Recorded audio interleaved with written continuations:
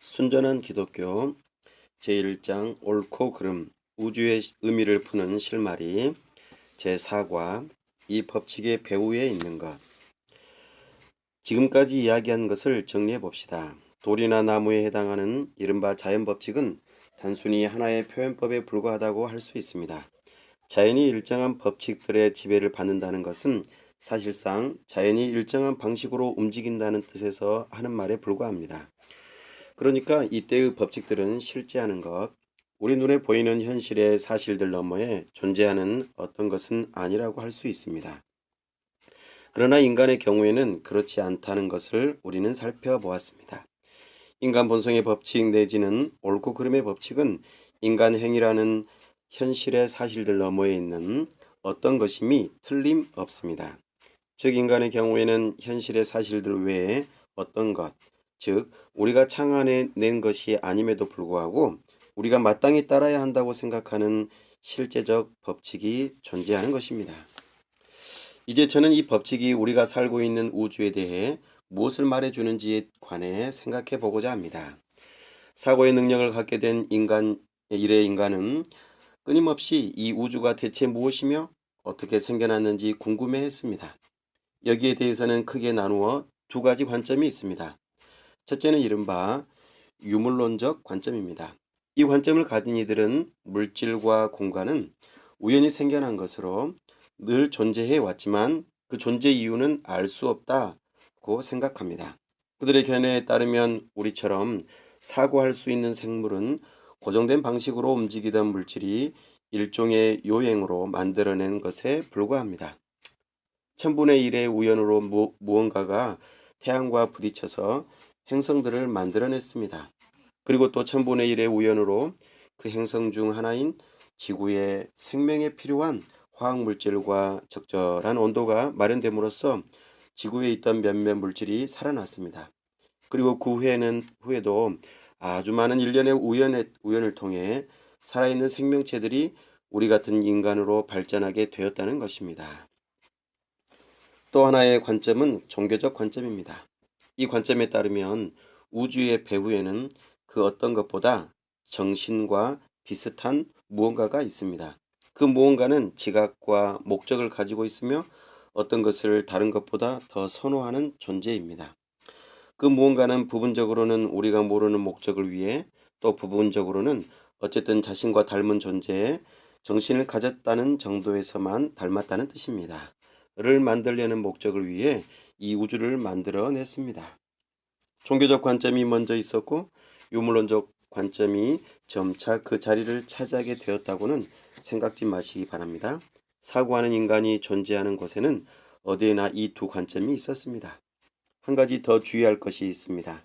그것은 일상적 의미의 과학으로는 둘 중에 어떤 관점이 옳은지 알아낼 수 없다는 점입니다. 과학은 실험으로 이루어집니다. 과학은 사물이 어떻게 움직이는가를 관찰하지요. 아무리 복잡해 보이는 과학적 진술이라도 그 실제 의미는 1월 15일 오전 2시 20분에 망원경으로 하늘의 한 부분을 보았더니 이러이러한 것이 보였다라든지 이 성분을 용기에 담고 이러이러한 온도로 가열했더니 저러저러한 물질이 되었다 같은 것입니다. 제가 과학에 반대한다고 생각지 마십시오. 저는 다만 과학이 하는 일에 대해 말하고 있을 뿐입니다. 과학적인 사람일수록 이런 제 말에 동의할 것입니다. 제가 믿기에는 그렇습니다. 물론 과학은 유용하고도 필요한 것입니다. 그러나 어떤 사물이 왜 존재하느냐? 과학이 관찰하는 사물들의 배후에 무언가, 그 사물들과 다른 종류의 무언가가 존재하느냐, 존재하지 않느냐는 과학이 던질 질문이 아닙니다. 만일 배후에 무언가가 존재한다면 그것은 인간들에게 전혀 알려지지 않거나 알려지더라도 과학과는 다른 방식으로 알려지거나 둘 중에 하나일 것입니다. 그러한 것이 존재한다거나 존재하지 않는다는 진술은 과학이 할 수 있는 진술이 아닙니다. 진정한 과학자는 대개 그런 말을 하지 않습니다. 이런저런 책에서 자기 견해에 맞는 어설픈 과학 잡동사니를 주워 모아 글을 쓰는 기자들이나 대중 작가들이 그런 말을 하지요. 결국 이것은 상식의 문제입니다. 언젠가 과학이 완벽해져서 전 우주에 있는 것들을 낱낱이 알게 되었다고 가정해 봅시다. 설사 그렇게 되었다 해도 우주는 왜 존재하는가? 우주가 지금처럼 지속되고 있는 목적은 무엇인가? 우주에는 어떤 의미가 있는가? 와 같은 질문들은 지금과 똑같이 남아있을 것이 분명해 보이지 않습니까? 이처럼 난감한 상황에서 우리를 건져줄 길이 하나 있습니다. 외부의 관찰로는 알 수 없는 내용들까지 속속들이 알 수 있는 대상이 전 우주에 딱 하나 있기 때문입니다. 그것은 바로 인간입니다. 우리는 인간을 단순히 관찰만 하는 것이 아닙니다. 우리 자신이 바로 인간입니다. 이를테면 이 경우에 한해서는 내부 정보를 가지고 있는 셈이지요. 우리는 인간의 내부 사정을 잘 알고 있습니다. 그렇기 때문에 우리는 인간이 도덕률 아래에 있으며 그 도덕률이란 인간이 만들어내지 않은 것으로서 아무리 노력해도 잊어버릴 수 없는 것이고 마땅히 따라야 한다고 생각하는 것임을 알 수 있습니다. 다음과 같은 점에 한번 주목해 보십시오. 만일 전기나 양배추를 연구할 때처럼 인간을 외부에서만 연구하는 이가 있다면, 즉 우리 언어를 몰라서 우리의 내면에 대한 지식을 전혀 얻지 못한 채 단지 행동만을 관찰하는 이가 있다면 그는 우리에게 도덕률이 있다는 증거를 전혀 찾아내지 못할 것입니다.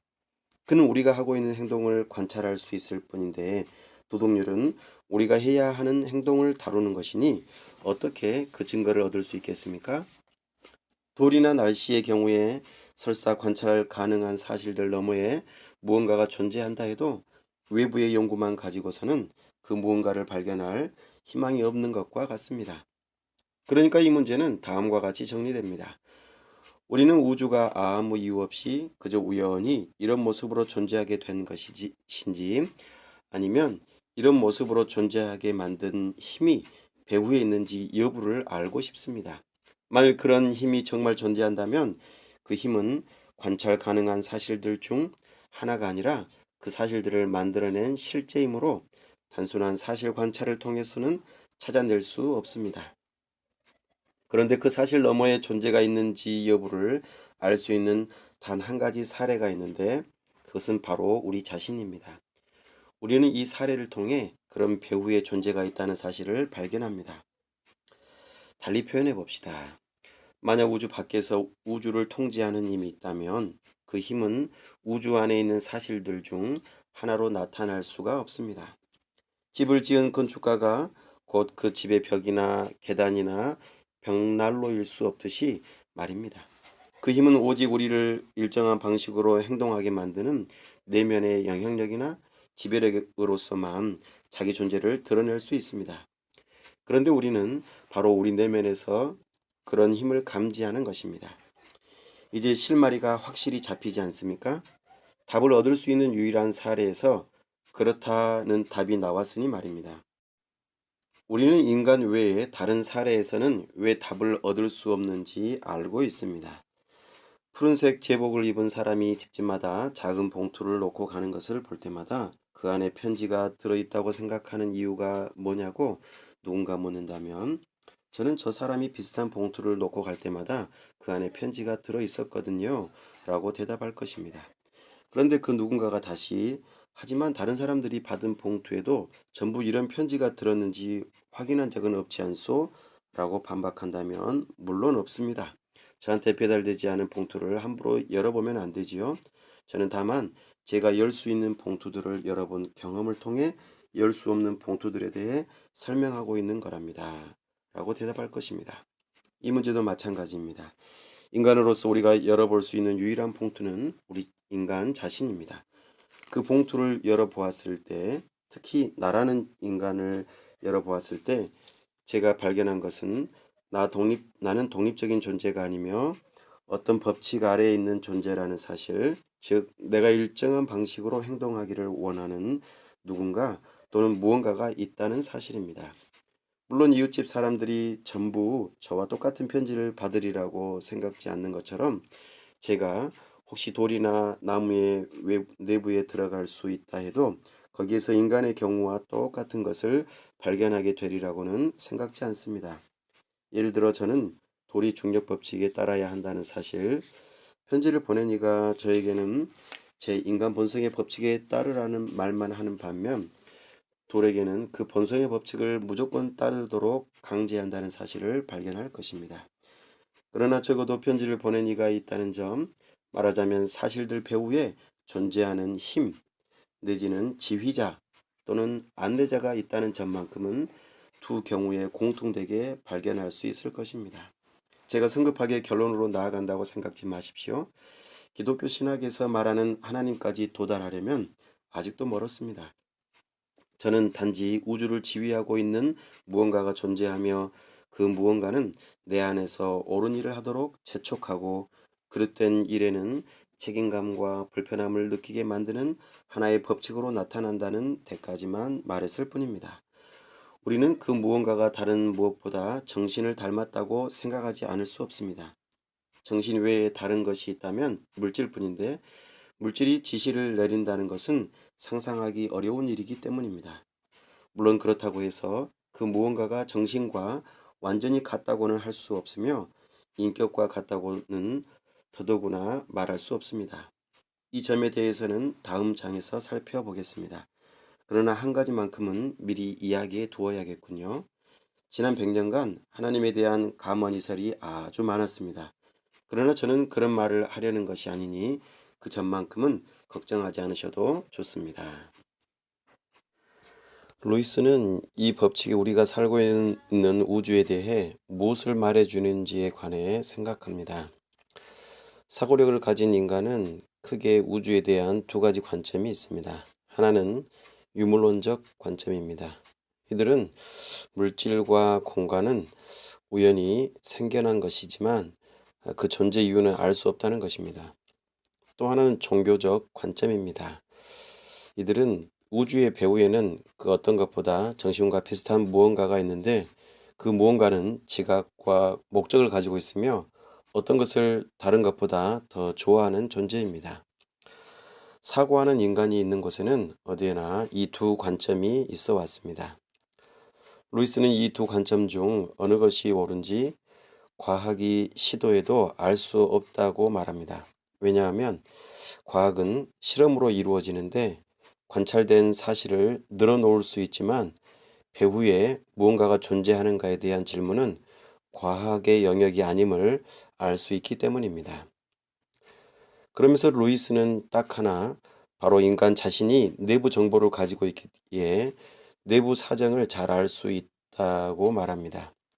우주 밖에서 우주를 통제하는 힘이 있다면 그 힘은 오직 우리를 일정한 방식으로 행동하게 만드는 내면의 영향력이나 지배력으로만 자기 존재를 드러낼 수 있다는 것입니다. 예를 들어 집배원이 봉투를 두고 갈 때 우리는 그것이 편지라는 것을 몇 번의 경험을 통해서 알 수 있듯이 우리가 열어보지 않은 다른 사람의 봉투일지라도 그것이 편지임을 알 수 있는 것처럼 나라는 존재를 열어보았을 때 어떤 법칙 아래에 있는 존재임을 깨닫고 다른 사람들도 그럴 것이라는 것을 안다는 것입니다. 루이스는 우주를 지휘하고 또 무언가가 존재하며 그 무언가는 내 안에서 옳은 일을 하도록 재촉하고 그릇된 일에는 책임감과 불편함을 느끼게 만드는 하나의 법칙으로 나타난다고 말합니다. 제 생각을 잠깐 정리해 보면 삼가를 통해 우리 안에 있는 도덕률을 보고 도덕률의 배후에 무언가가 있음을 알게 되었습니다.